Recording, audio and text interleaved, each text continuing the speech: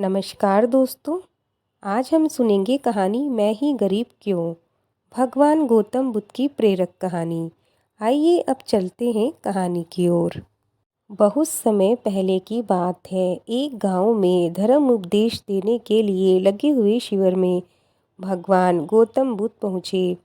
गांव के लोग अपनी अपनी समस्याएं लेकर उनके पास जाते हैं और उनसे समाधान प्राप्त कर नई ऊर्जा के साथ वापस लौटते हैं।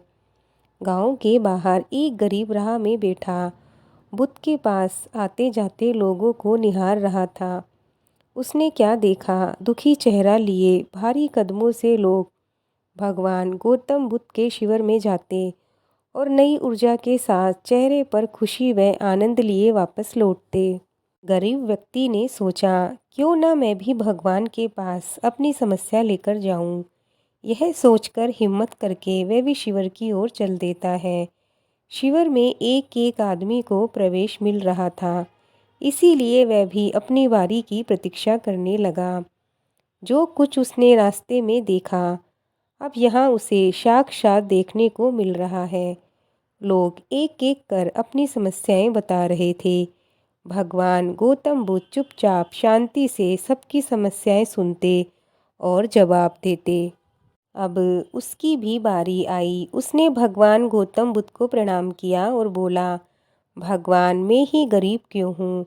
भगवान गौतम बुद्ध मुस्कुराए और बोले, तुमने कभी किसी को दिया ही नहीं, इसीलिए गरीब हो।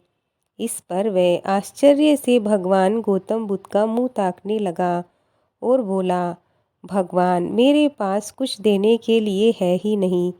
बड़ी मुश्किल से गुजारा हो पाता है और कभी कभी तो भूखे ही सोना पड़ता है। मैं इतना गरीब हूँ। भगवान गौतम बुद्ध शांत भाव से बोले, तुम्हारे पास एक चेहरा है, किसी को भी मुस्कुराहट दे सकते हो। तुम्हारे पास मुंह है, किसी को भी प्रशंसा भरे कुछ शब्द दे सकते हो। जो हाथ तुम्हारे पास है, किसी की भी मदद कर सकते हैं। दरअसल जिसके पास ये तीन चीज़ें हैं, वह भला कैसे गरीब हो सकता है। गरीबी का भाव मन में होता है। मन से तुम ये भ्रम निकाल दो। लोगों को देते जाओ, गरीबी अपने आप दूर हो जाएगी। यह बातें सुनकर उस गरीब आदमी का चेहरा दमक उठा। उसे अपने प्रश्न का उत्तर मिल चुका है। अब उसके मन से गरीबी का भाव दूर हो गया। इस शिक्षा को जीवन में उतारकर कुछ ही दिनों में उसका जीवन भी खुशियों से भर गया। ये कहानी यहीं पूरी होती है। आइए अब सुनते हैं दूसरी कहानी। एक गांव में एक बहुत बड़ा धनवान व्यक्ति रहा करता था। लोग उसे सेठ धनीराम कहते थे।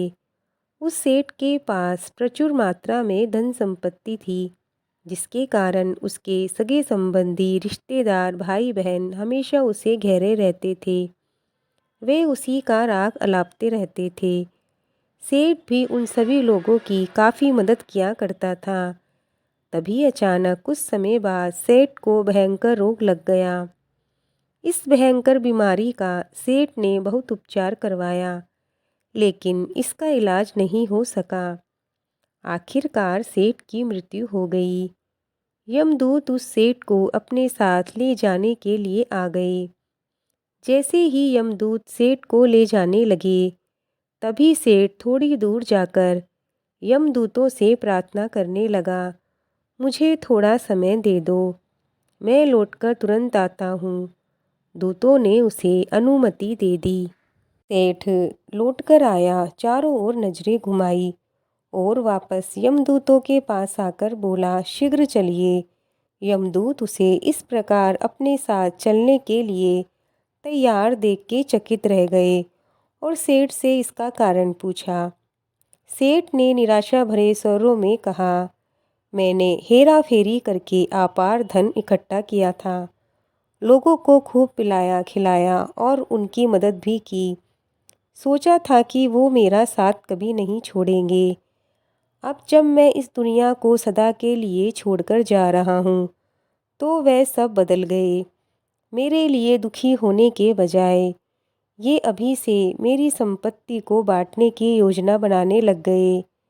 किसी को मेरे लिए जरा सा भी अफसोस नहीं है। सेठ की बात सुनकर यमदूत बोले, इस संसार में प्राणी अकेला ही आता है और अकेला ही जाता है। इंसान जो भी अच्छा या बुरा कर्म करता है उसे इसका परिणाम स्वयं ही भुगतना पड़ता है। हर प्राणी इस सत्य को समझता तो है, पर जब तक काफ़ी देर हो चुकी होती है। दोस्तों, ये कहानी यहीं पूरी होती है। आपको आज की कहानियाँ कैसी लगी हमें लाइक कमेंट करके ज़रूर बताएं। अगर आप हमारे चैनल पर नए हैं तो हमारे चैनल को ज़रूर सब्सक्राइब करें। मिलते हैं और एक नई कहानी के साथ।